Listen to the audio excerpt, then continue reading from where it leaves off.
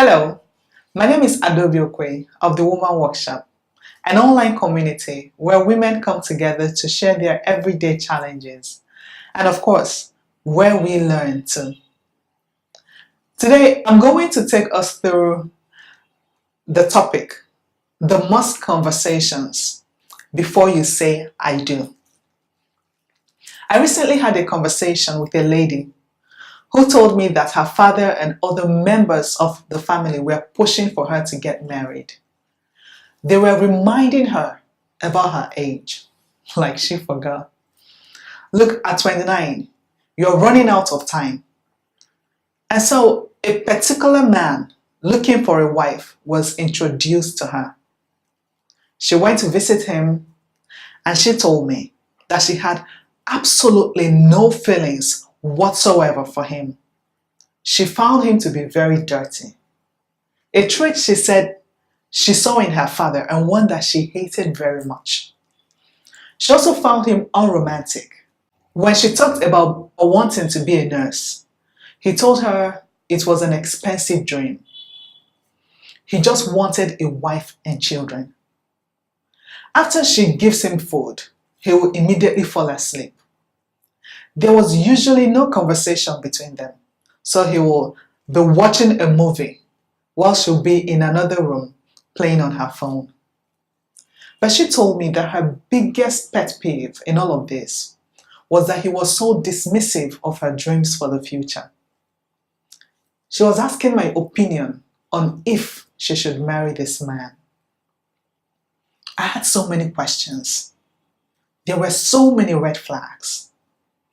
But I didn't know if she just wanted me to say something that will help her sweep the red flags under the table. So I asked, if you get married and you accomplish your dream of being a nurse, will you be happy? She said yes. Then I asked her again, if you never become a nurse, would you be happy? She said no.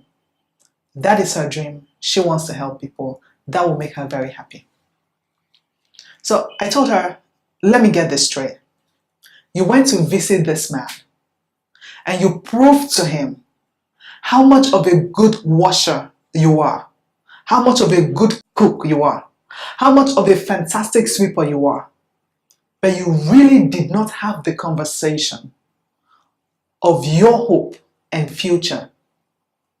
You really did not take the time to prove to him how important this dream was to you. Next, she told me that her family were actually the ones putting the pressure on her to get married and to change him from within.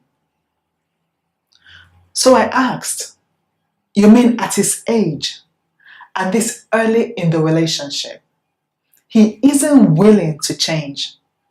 But you want to go ahead with the expectation that he will, after he's already married to you.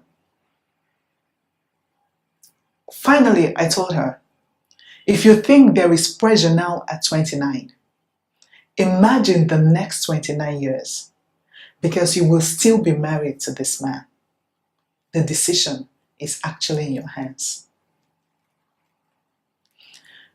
The truth I've come to realize is that many women do not ask the right questions before they say I do. We are afraid of having the conversation. We think it's going to be awkward. We think not hearing what we want will spoil a perfectly good relationship. We just assume we want the same things. Or we think it will get better after marriage, that we will change him.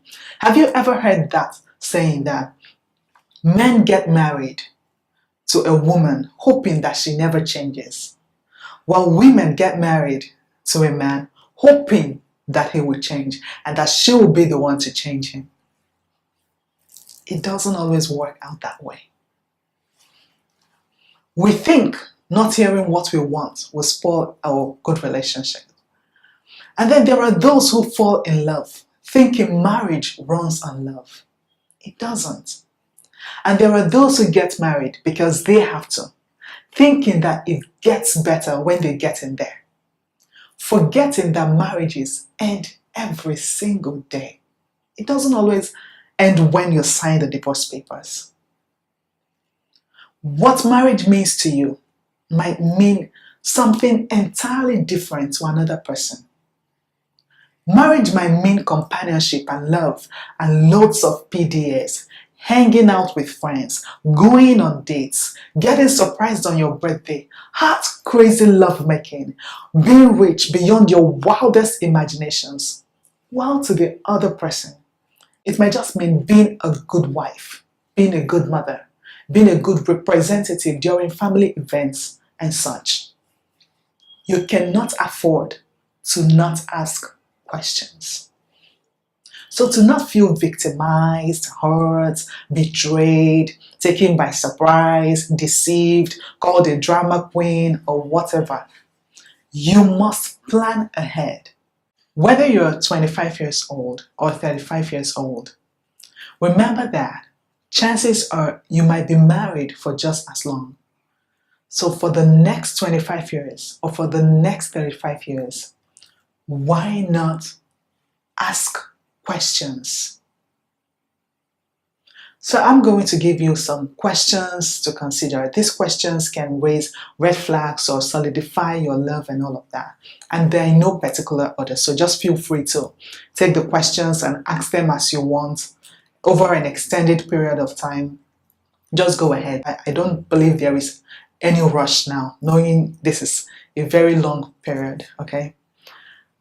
Number one, how does he handle conflicts? Do you keep trying to talk, but he shuts you off, shuts you down? Or does he like to go on and on about himself? Does he beat you? Does he curse? Does he swear? Will you like to have kids? How many?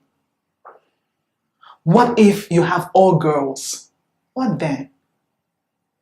People just assume, but you have to know. Will you be the all-round washer, cleaner, nanny, school runs, point person, the cook? Will you get help? From him? Or from where? What about exes? Is there any ex in the picture? Female friends that are like sisters.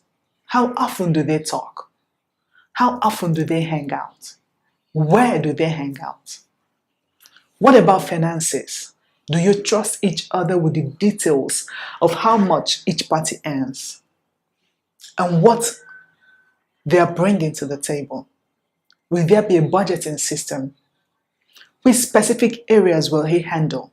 And which specific areas will you handle? Do you know how much he earns? Do you trust each other enough with the details? Finances is always among the top 5 reasons why couples separate or get divorced. Now there are other questions that I have. So if you want to get these questions, you can just reach out, inbox us your email, and we'll send you a PDF file of more questions. You can do that with your partner and keep asking questions. My name is Adaobi Okwe. Thank you so much for listening.